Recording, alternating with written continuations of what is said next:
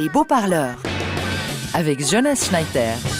Et avec Suzette Sando, Michel Odetta, Slobodan Despot, notre invité ce dimanche matin est l'ancien animateur TV ou radio Bernard Pichon. Il est aujourd'hui journaliste globe-trotter et il sort un bouquin qui se nomme Blog Trotter. Carlos Enriquez, c'est vous qui allez nous présenter Pichon. Mais non, mon enfant. Carlos, il est à Arconvilliers jusqu'à ce soir avec son spectacle Segundos, voyons. Ah voilà. Avant de le présenter au CPO de Lausanne le week-end prochain. Ah oui, toujours bon promo, Carlos. Je me réjouis d'aller l'applaudir. Ah bah nous aussi, oui.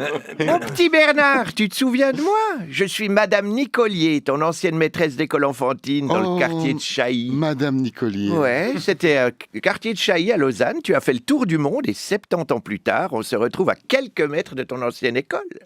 Oui. Pour les moins de 50 ans qui ne le connaissent pas, Bernard Pichon, c'est le carnet d'adresses de Michel Drucker, la passion de Stéphane Bern, le verbe de Maître Bonan et l'omniprésence médiatique de Jonas Schneider. Oh. Il est capable de citer des poèmes complets. C'est une bonne technique, la poésie, pour draguer sur une plage quand on ne sait pas jouer de la guitare. Bernard Pichon, c'est surtout une voix douce, suave, dont laquelle on reconnaît le timbre d'un enfant qui aurait avalé de l'hélium. Quand tu as commencé l'école enfantine, tes parents venaient de se séparer. Rapidement orphelin, tu as grandi avec ta grand-mère et ton grand-père qui un jour a choisi de ne plus jamais parler, comme Pierre Maudet.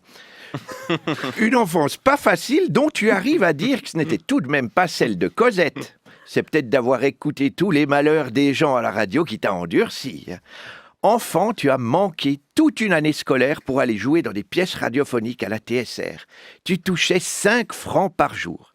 5 francs par jour. Et après ça, on accuse les pays asiatiques d'exploiter les enfants. Bernard, j'ai souvent cherché à te revoir. Je projetais de téléphoner pendant ton émission La Ligne de Cœur, mais quand elle commençait, je dormais à point fermé depuis des heures. Franchement, mon petit Bernard, faire une émission pour les vieux qui commence à 22h, c'est pas une excellente idée. T'aurais dû choisir le dimanche matin, comme Jonas Schneider. On est plus alertes, nous les seniors. Alors aujourd'hui, pour être à la mode, je suis devenu écologiste à tendance antispéciste.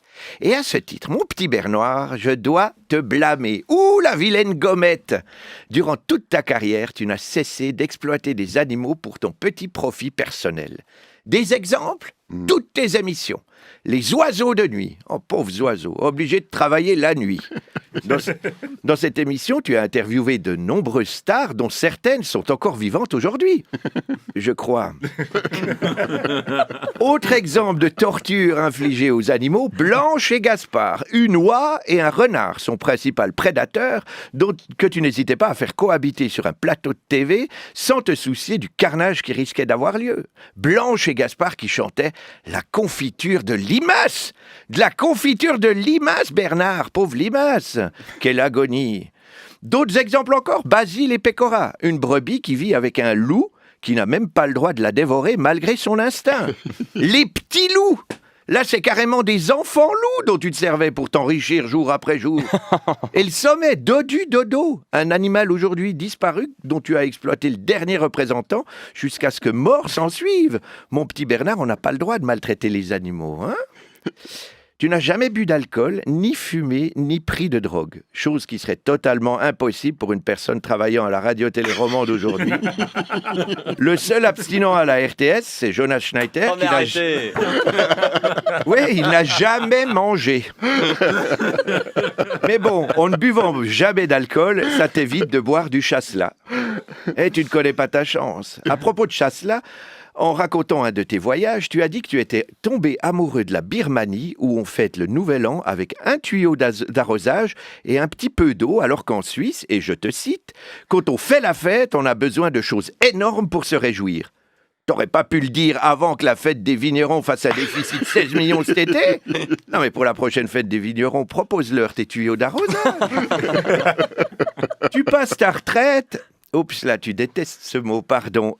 Tu passes tout ton temps libre à sillonner le globe. Moi, je pensais que tu étais riche. Non, non, non, non. Tu dis que tu ne payes jamais tes voyages, comme Pascal Broulis.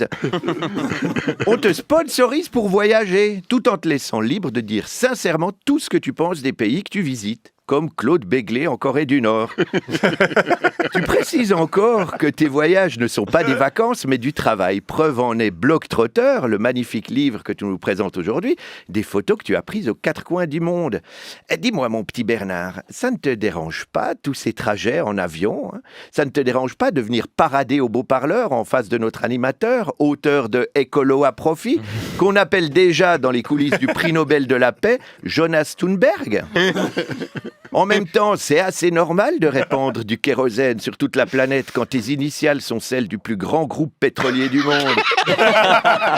Allez, mon petit BP, je te souhaite tout le succès que tu mérites avec ton livre et me réjouis déjà de lire le prochain. Ah, ça, Merci et bravo, madame comment déjà Madame Nicolier. Madame Nicolier, merci. quel merveilleux à midi et biographe. demi sur la première.